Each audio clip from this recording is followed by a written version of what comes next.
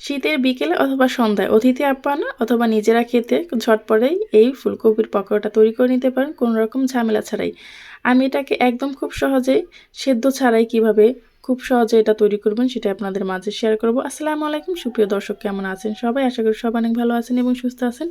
শীত চলে এসেছে কিন্তু শীতের কিন্তু পকোড়াটা খাওয়া হয়নি। আর এখন কিন্তু ফুলকপির দাম খুবই কম, আর এই কম সময়ে ফুলকপির পকোড়া খাবো না তা কী করে হয়। তার জন্য প্রথমে আমি এখানে নিয়ে নিলাম একটা ফুলকপি। ফুলকপিটাকে খুব ফ্রেশ একটা ফুলকপি নিতে হবে, আর যেটা ফুল ফুটে যায়নি সেরকম একটা ফুলকপি নিতে হবে। আর এটাকে আমি ভালোভাবে ছোট ছোট টুকরো করে কেটে নিয়েছি, দেখতেই পারছেন। তারপর আমি এটাকে ভালোভাবে ধুয়ে পরিষ্কার করে নিয়েছি। আর এটা মেরিনেট করার জন্য আমি কি নিয়েছি সেটা আপনাদের মাঝে শেয়ার করব। আর আমি ফুলকপিটাকে একদম কোনো রকম ভাপ দেব না। এখানে এনেছি গোলমরিচের গুঁড়ো, লবণ, মরিচের গুঁড়ো, ধনিয়ার গুঁড়ো এবং জিরার গুঁড়ো দিয়ে আমি এটাকে একটু মিক্স করে নেব। তারপরে এর মধ্যে আমি দিয়ে দেব টমেটো সস এবং সয়া সস। এই টমেটো সস আর সয়া সস অল্প একটু দিয়ে দিলে এটা মেরিনেট করার সময় সুন্দর একটা ফ্লেভার আসে, সেই জন্য। এখন আমি হাতের সাহায্যে ভালোভাবে এটাকে একটু মেখে নিচ্ছি। তারপর আমি এর ভেতরে দিয়ে দেব চালের গুঁড়ো এবং কিছু বেসনের গুঁড়ো। বেসনটা আর চালের গুঁড়োটা দিলে খুব সুন্দর একটা কোটিং আসবে, সেজন্য। আর চালের গুঁড়োটা দেওয়ার কারণে খুব সুন্দর মুচমুচে হবে। এখন আমি এটাকে ভালোভাবে দিয়ে হাতের সাহায্যে আবারও কিছু সময় মেখে নেব। এই পর্যায়ে যদি আপনাদের কাছে এভাবেই করে ভেজে নিতে পছন্দ করেন, যেমন উপরে শুধু কোট কোট থাকবে, লেয়ার থাকবে না, তাহলে কিন্তু পানি দেওয়ার কোনো প্রয়োজন নেই। আমি একটু লেয়ার করেই তৈরি করব, সেজন্য কিন্তু হালকা পরিমাণ পানি দিয়ে এটাকে একটু মেখে নিয়েছি। তো এখন আমি এটাকে রেস্টে রেখে দিয়েছিলাম 10 মিনিট। 10 মিনিট পরে আমি এটাকে ভেজে নেব। তার জন্য আমি এখানে ছোট্ট একটা কড়াই বসিয়ে দিলাম, আর কড়াইতে পর্যাপ্ত পরিমাণ তেল দিয়ে দিলাম।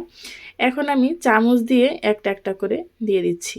শীতের বিকেলে অতিথি আপ্যায়নে আপনারা কিন্তু ঝটপট এই ফুলকপির পকোড়াটা তৈরি করে নিতে পারেন একদম খুব সহজে, আর খেতে হয় অসম্ভব মজা।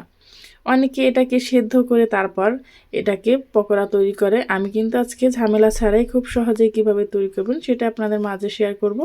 আর এটা কিন্তু গরম গরম চায়ের সাথে খেতে অসম্ভব ভালো লাগে। অবশ্যই কিন্তু গোলমরিচের গুঁড়োটা দেবেন, গোলমরিচের যে সুন্দর একটা ফ্লেভার সেটা খাওয়ার সময় বুঝতে পারবেন।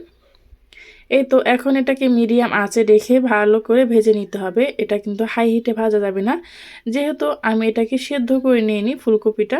মিডিয়াম আঁচে রেখে যদি আপনি এটাকে ভেজে নেন তাহলে কিন্তু খুব সুন্দর ভেতর থেকে সেদ্ধ হয়ে যাবে, আর উপর থেকে কিন্তু ক্রিস্পি থাকবে বেসন এবং চালের গুঁড়োটা দেওয়ার কারণে। এভাবে করে আমি কিন্তু ভেজে নিয়েছি। এখন আমি উঠিয়ে নিলাম। এক এক করে কিন্তু আমি এভাবে করে সবগুলো ভেজে নিয়েছি। যারা এখনও ফুলকপির পকোড়া ট্রাই করেননি, আশা করি একবার হলো বাসায় ট্রাই করবেন, আপনাদের কাছেও ভালো লাগবে। আর ভাজার পরে কালারটা কতটা সুন্দর আর কতটা পারফেক্ট হয়েছে সেটা কিন্তু দেখেই বুঝতে পারছেন। আর এটার ভেতরটা কতটা পারফেক্ট হয়েছে সেটা আপনাদেরকে একটু ভেঙে দেখিয়ে দিচ্ছি। দেখতে পারছেন এটার ভেতরটা কতটা সফট আর কতটা সুন্দরভাবে কিন্তু এটা সেদ্ধ হয়ে গেছে। অনেকে হয়তো ভাবতে পারেন সেদ্ধ না করলে এটার ভিতরে হয়তো শক্ত থাকবে, খেতে ভালো লাগবে না। এটা দেখেই বোঝা যাচ্ছে যে এটা কতটা পারফেক্টভাবে সেদ্ধ হয়েছে। এই পর্যন্ত যারাই আমার সাথে ছিলেন তাদেরকে জানাই অসংখ্য ধন্যবাদ। পরবর্তী ভিডিও পর্যন্ত সবাই ভালো থাকবেন। আল্লাহ হাফেজ।